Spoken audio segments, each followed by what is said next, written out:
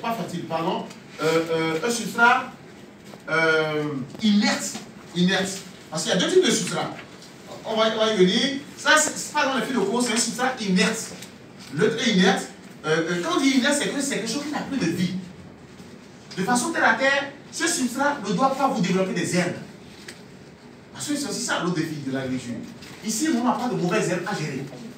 Votre substrat va être sans vie, ça ne doit pas vous gérer des mauvaises herbes.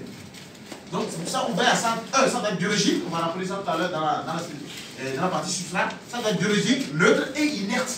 Quand on dit inerte, c'est que ça n'a pas de vie. De façon terre à terre, ça ne doit pas vous gérer des mauvaises herbes. Et si vous mettez une graine de n'importe quoi dedans, c'est la plante là seulement qui doit sortir. Mais, donc dans ces cas-là, on parle de hydroponie, on parle de bioponie, si on veut, si on fait biologique. Mais il y a un autre cas, il y a un autre thème technique qu'on appelle la biodynamie.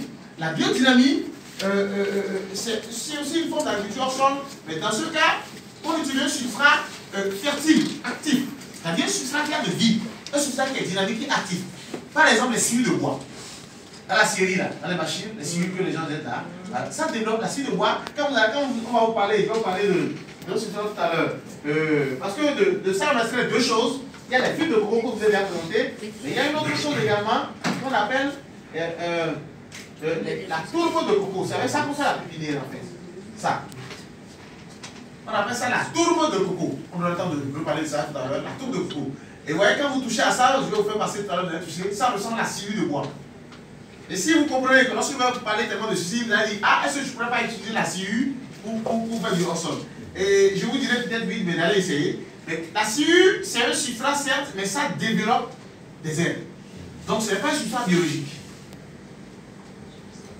Est-ce que vous voyez? C'est un substrat actif. Ça peut être biologique, mais elle aussi actif. Est-ce que vous voyez? C'est un exemple terre à terre. Donc, quand vous avez pris cette information, vous allez commencer par, vous serez mieux éclairé, hein, parce qu'il y a des choses certainement qui étaient à côté de vous, comme substrat, et vous ne taillez pas de photos à ça, vous allez commencer par les voir. Parce que maintenant, votre conscient est informé de ça. Vos yeux vont commencer par les voir. Mais si vous voulez utiliser un substrat, si c'est pour faire de l'hydroponie, du hors-sol, du vrai là, sans être embêté, ça doit être un substrat biologique, neutre et inerte, ça dit sans vie. Aujourd'hui, dans la terre, les gens, les mauvaises herbes partout, on chacun les gens pour chacun le trouve pas. Ou bien les gens ne trouvent pas ce qu'on trouve.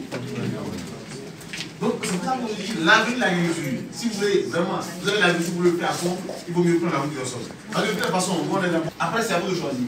Donc, voilà un peu ce qui concerne l'historique. Maintenant, quand on parle de substrat, il y en a beaucoup, c'est vrai. Il y en a beaucoup. On va parler donc, ce qui est certain. Le premier là, c'est les fibres de coco dont je vous ai parlé, qui sont les meilleurs substrats du monde entier. Les meilleurs substrats. Et les fibres de coco, pour ceux qui étaient par là, je disais que ça vient de ceci. Qu'on appelle en bon français les bourres de coco. Les bourres de coco. D'accord? Les bourres de coco, en bon français, on aura le temps de l'écrire ce terme. Donc c'est de ça là que vous utilisez pour faire du feu. Là. C'est de ça qu'on extrait deux choses. Les fibres de coco, que voici, vous allez toucher à ça tout à l'heure, et la tourbe de coco. Voilà. Les fibres de coco et la tourbe de coco. Tourbe, T-O-U-R-B-E. Les tourbes sont, la tourbe est utilisée pour faire la pépinière. Et les fibres sont utilisées pour faire la plantation. Alors, on a deux jargons dans notre production. Dans la production, vous devez retenir que dans la production, il y a deux grandes étapes. Il y a l'étape pépinière et l'étape plantation. Deux grandes étapes. Donc, quand on parle de pépinière, généralement, c'est comme dans les plaques alvéolées, là. Dans les plaques là. Alors, ça peut être des plaques, ça peut être des sachets, ça peut être des pots de yaourt, ce que vous voulez. D'accord? Mais l'étape où on met la graine, et ça pousse pendant 2-3 semaines, un mois, l'étape là s'appelle la pépinière. Donc, dans l'annonce, vous avez lu le kit pépinière. C'est le kit qui vous permet de boucler l'étape de la pépinière. Est-ce que vous avez tout ce qu'il faut pour réussir la pépinière? Voilà, donc le kit pépinière. D'accord? Et l'étape pépinière et l'étape plantation. Quand on parle de plantation, généralement, donc la pépinière se fait avec la tourbe de coco. La tourbe de coco, de façon générale, c'est la tourbe. Quand vous voyez sur Facebook, les gens pensent que souvent c'est du sable ou c'est du terreau. Non, c'est ça, c'est neutre. Il n'y a pas un grain dedans, il n'y a rien dedans, c'est neutre à la base.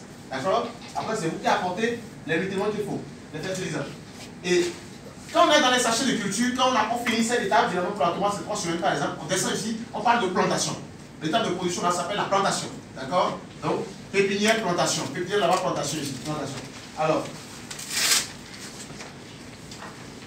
Alors, donc, il y a des gens qui ont envoyé papier, je vais essayer de voir si